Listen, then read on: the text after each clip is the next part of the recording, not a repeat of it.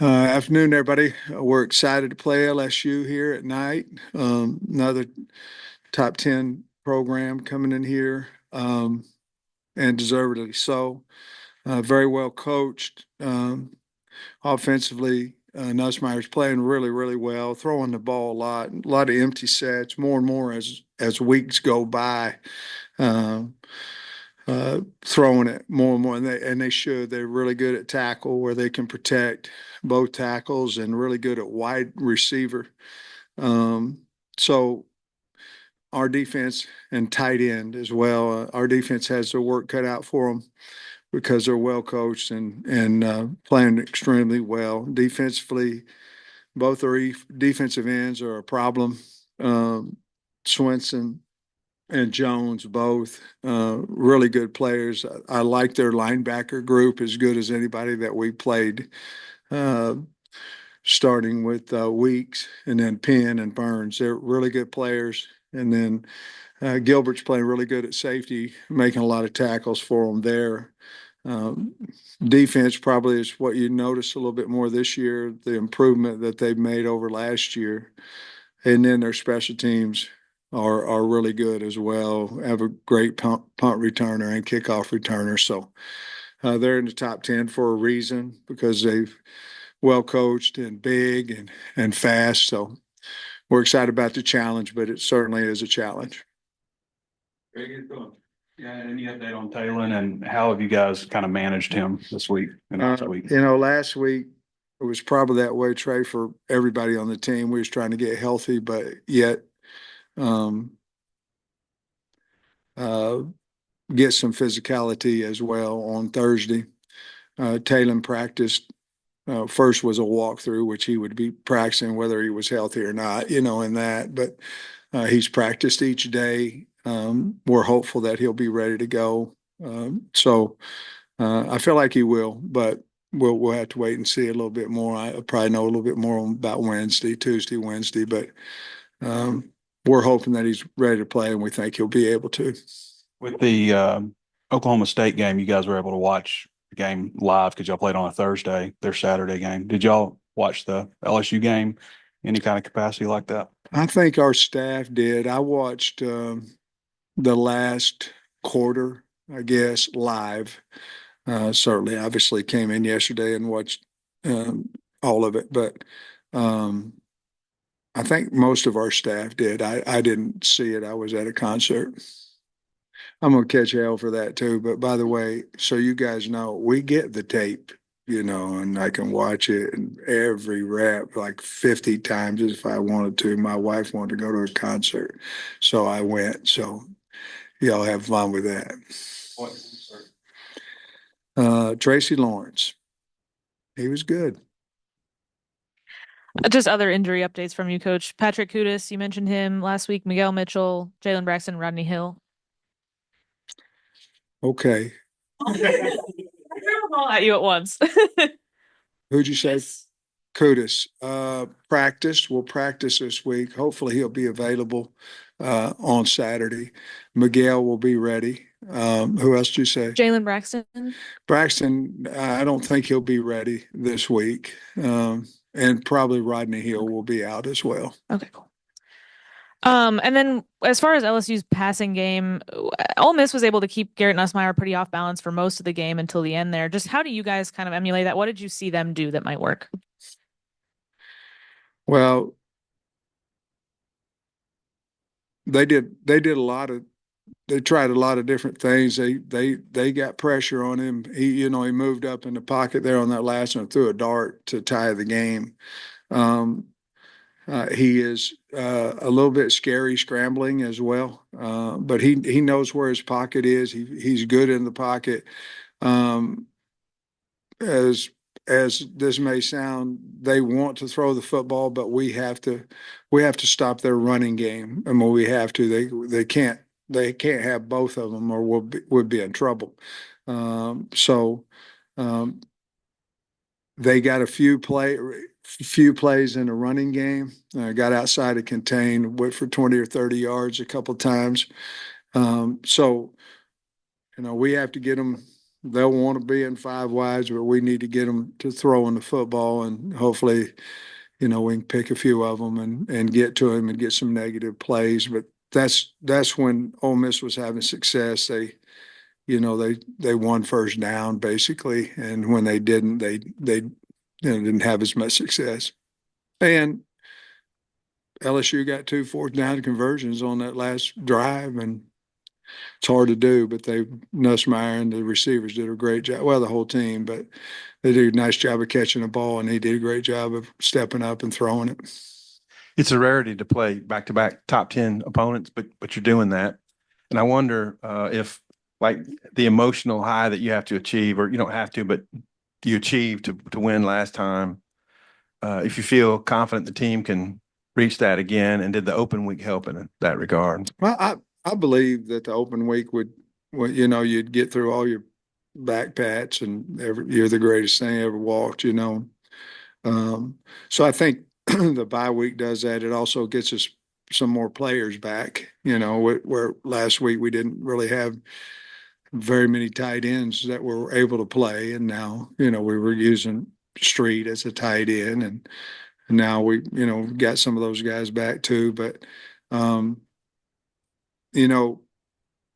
said it a while back that when you play in this league, you could basically say, okay, this is a Cotton Bowl this week. Okay, well, this is a Peach Bowl. It is, and that's what it is. So you in this league, you have to get up every single game because there's really good opponents. And even we found out, even the ones that are unranked like us are pretty good. And so you have to, it's about the preparation. I think our kids, they understand that. And I feel like we had 4 really good days last week, and I think we will this week too. So I think it's more about the preparation, and that's in the mind too, but than it is anything else, and getting a little healthier. And we are that now.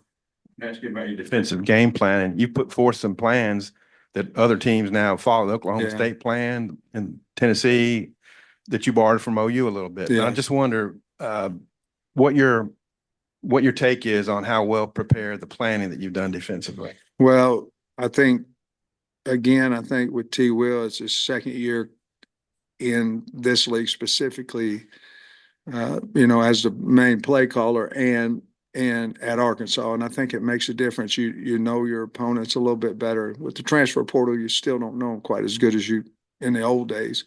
But I think that those guys have a better understanding of each other, have a better understanding of who we have on our team, because the plan has to work for what your personnel is. Just because someone else did it doesn't mean it can work for us because of personnel. But I think T. Will and his group in there have done a really good job of understanding who we have, how we can put pressure, how we can stop our opponents, and have done a really good job of not being afraid. Because like when you first come in, you might be afraid to try something because it's your first true spotlight. And I think we've had enough success now where he's going, okay, this is how we can win. This is what we can do. And I think he's much more comfortable, and especially since the success we've had of changing some things has worked. We'll see what happens on Saturday, though. But I think that has a lot to do with his confidence. Nussmeier's only been sacked twice the entire year. I guess as an offensive line guy, just what has the LSU offensive line done so well that's going to present challenges this week? Well, I didn't know that stat, but they're good at tackle. They're really good at tackle, and they're good at him being able to step up because their guards and centers they're big. They're guard and their center. But I think he gets rid of the ball. He gets rid of it fast, knows where he's going on his reads, and so that's why he's, to me, and he has a quick release. I think that's probably why he's had a few sacks along with. I think their backs are good in protection when they use them. A lot of times they'll empty out, and I think that their tackles are extremely good players. Landon has had a sack, I think, in each of the past 2 games, but his stats, they're still not, I don't know, anything crazy or elite, but he's playing really good football. What does Landon do that makes him so impactful, even when he's not maybe getting to the quarterback? He plays hard. Number one, he's long, but he plays hard. Um, he has his get off is much faster this year than it's been. So he's putting the tackle in a two-way go. Obviously, if you get off slow, you're either going to bull or run the edge. Now he has added that spin and or that inside move where he's getting the tackle to open up a little bit. It'll be a big challenge for their tackles and for him. Be a good matchup. But that's what he's doing. He's playing just so much quicker off the ball than what he has been. And then on the opposite side of the line of scrimmage, you were really pleased with how the offensive line played against Tennessee. What went into maybe the improved play? Was it any better communication, any one particular person? What kind of led to that? Well, I was pleased that we got better. We still have a long way to go there, but we have willing participants up there. I thought Carmona played as good a game as he's played since he's been here. I thought Nichols did. So when those guys started, Braun's been really consistent. E. Harris has been consistent. Keyshawn has been consistent or has been good at times, and then sometimes his technique has gone awry on him, which we're trying to get fixed. And he's willing to. I love him. He's going to be fine. But I think as a group, they all 5 of them had some of their better game, a little bit better game than what they had before, and that makes them together. We didn't have the blatant missed assignments as much as we had in the past. Talk about Braylon Russell, because I feel like we talk about him a little bit here and there, but just overall, what has he shown you since the day that he walked on campus for him to play such a role early on as a freshman?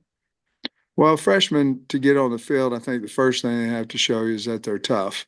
I mean, that's because if they're not, they'll be on for a game and off for 2, and so he's shown us that he's tough. And he's also been willing in pass protection, and those 2 guys with him and JJ, we need them to be because they're big guys. And but I thought that he would run the football about like what he is, that he'd be a force and he'd get downhill, and he's faster than people think.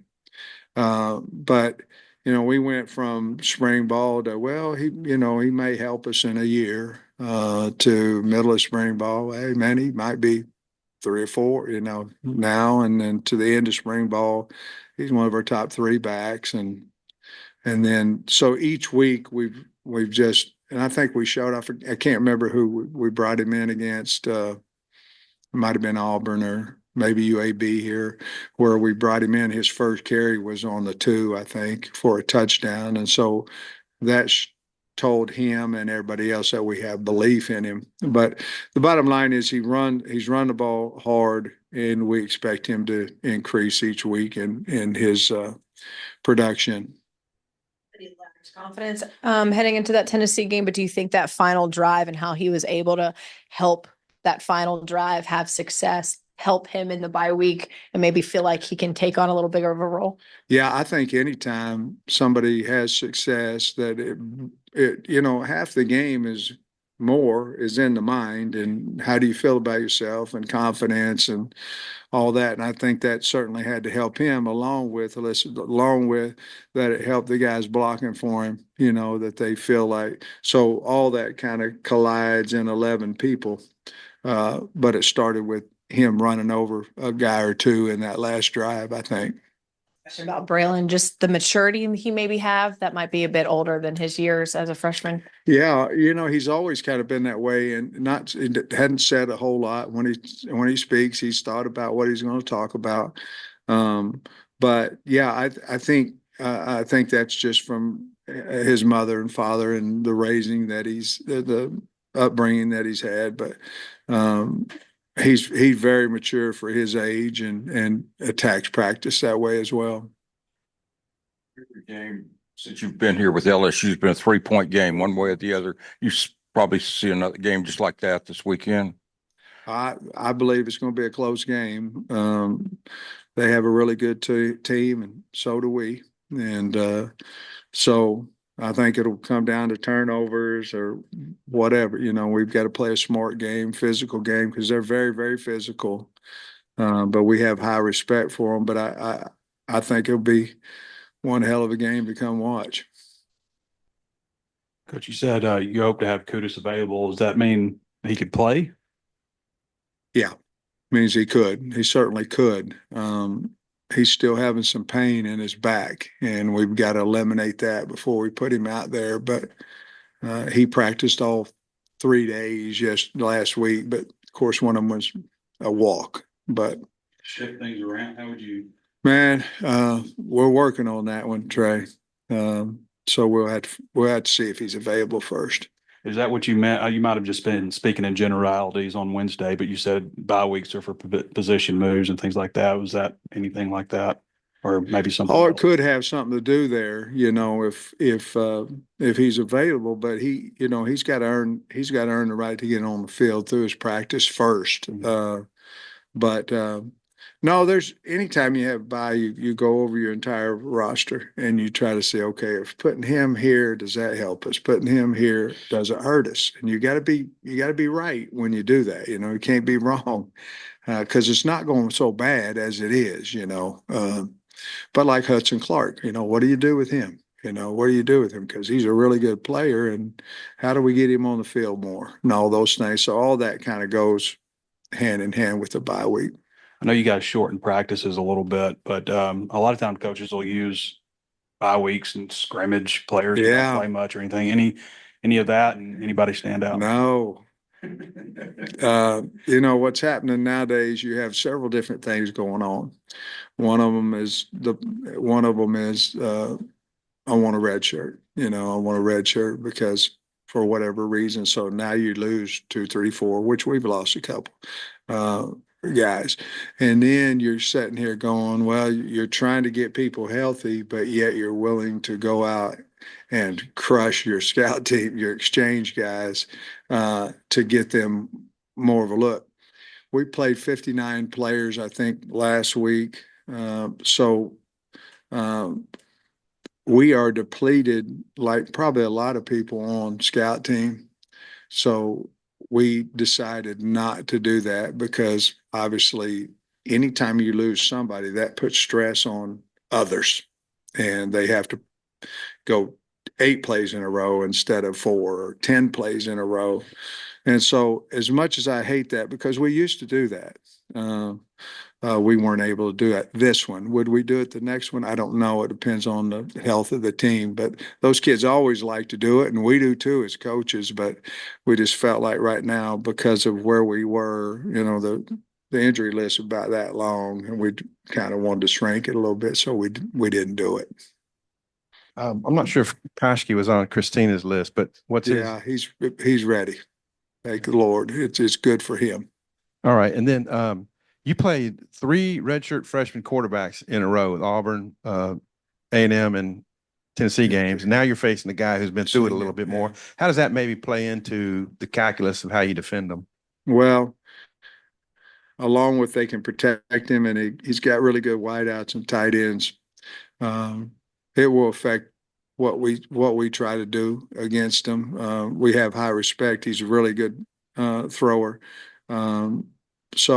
But those other guys you're talking about, besides Marcel Reed, because he hadn't had as much game time even this year. He didn't start as a starter. We thought those other guys, and we thought he was too, because they all 3 were really good players, are really good players. It's probably still the same thing. You got to move the guy from where he wants to throw the ball from. You have to get in his face. You have to push the pocket. We just know that Nussmeier's older, and with that sometimes it becomes wiser, and so I don't know how much it'll affect it, though, to be honest with you. This question's from Andrew Hutchinson. He wanted to know about if there have been any redshirt decisions that were made that you know of. No, none at all. You've been doing it now for I guess 3 weeks. Just thoughts on the SEC availability report. Has it made any difference? You got knowing also which players might be out for the other team that you're going up against. Well, I still think the answer you'll see is probably on Friday. I still think it's that way. I think the outs are the people that everybody in the world knows are out, and then your probables and all that. But we certainly look at it, and hopefully that we can find information out on that as well. But we do look at it. Kyron Lacey, the LSU's number 1 wide receiver, just another great pass catcher. What about him makes him so dynamic, and what do you have to do well to limit him? His ability to control his body. I mean, he can go up over the top of you. He can stop on a dime. Probably that his route running. He's got everything, but he can. It's amazing they replaced who they had with other great wide receivers. But him catching the back shoulder there at the end, really good play. The thing about Lacey is if you look at that game, and I don't know what it was, maybe played 15, 14, 21, somewhere in there. I mean, it looks like he gets hit. It looks like he can't even come back. And 2 plays, he goes out of play, comes back, so he must be tougher than nail, but he came back and then caught, I don't know how many balls, a bunch in the game in the winter, but it's just his ability. He got natural ball skills, but he can control his body as good as anybody I've seen. Do you consider yourself having a secret weapon with Devin Bell? Because that last punt that he kicked was 66 yards. It flipped the field 27 yards and made it, a lot more manageable with Malachi, because we started on the 41 or 42 yard line. So yes, is he that good? Yes, he looks that good. Well, the other thing too, he's infectious. I mean, the guy's got the greatest personality of anybody, and he's just a lot of fun to be around. But yeah, I mean, those last 2 punts flipped it, and they were really big. But I love the kid. I love him, and he's just such a positive guy. Brings a lot of energy to our team. Coach, appreciate you. All right, guys.